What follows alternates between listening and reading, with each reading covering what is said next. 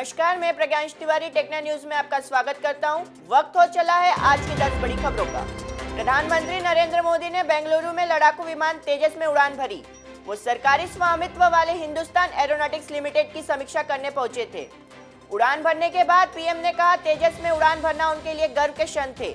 उन्होंने कहा कि देश की स्वदेशी क्षमताओं पर मेरा विश्वास बढ़ गया है। सरकार ने देश की रक्षा तैयारियों को बढ़ाने और स्वदेशीकरण के लिए जो बड़े कदम उठाए हैं उनमें तेजस विमान भी शामिल है। पहला तेजस विमान 2016 में वायुसेना में शामिल किया गया था। बहुचर्चित सौम्या विश्वनाथन केस में सजा सुना दी गई है। दिल्ली के साकेत कोर्ट ने साल 2008 में टीवी पत्रकार सौम्या विश्वनाथन की हत्या के मामले में सभी चारों दोषियों को उम्र कैद की सजा सुनाई है।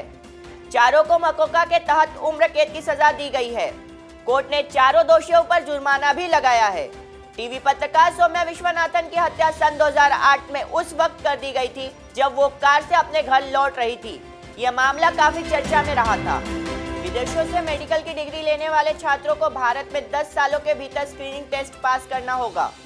राष्ट्रीय चिकित्सा आयोग ने नए दिशा निर्देश जारी कर दिए हैं।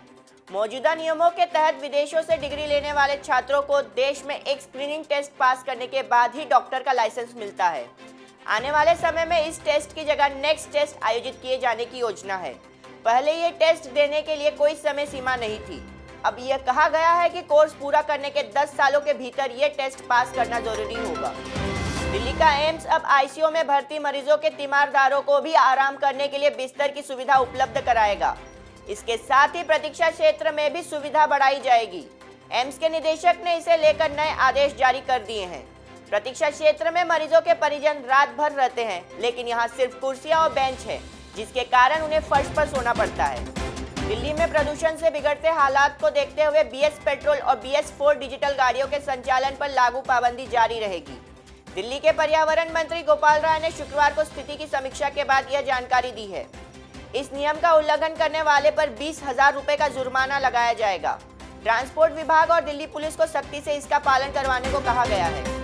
हादसों को रोकने के लिए अब दिल्ली के सभी फ्लाईओवर पर कंक्रीट की रेलिंग बनेगी। जहां पहले से लोहे की रेलिंग लगी है, वहां भी इसे कंक्रीट की रेलिंग में बदला जाएगा। PWD ने इसकी योजना तैयार कर दी है। 2 फ्लाईओवर पर विभाग ने काम भी शुरू कर दिया है। अधिकारियों का कहना है कि 6 महीने के अंदर यह प्रोजेक्ट पूरा कर लिया जाएगा। भारतीय शेयर बाजार में पिछले सप्ताह खुले 5 कंपनियों के IPO को जबरदस्त सब्सक्रिप्शन मिला है। कंपनियां बाजार से 7,377 करोड़ रुपए जुटाने उतरी थी। इसके बदले इनको 2,59,000 करोड़ रुपए के आवेदन मिले हैं।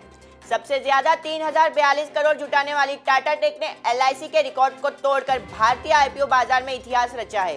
टाटा टेक को 73,58,000 आवेदन मिले हैं।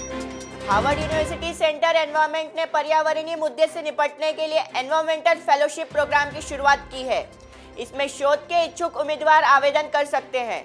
फेलोशिप के दौरान शोधकर्ताओं को हार्वर्ड संकाय के 2 सदस्यों के साथ 2 साल तक काम करने का मौका मिलेगा।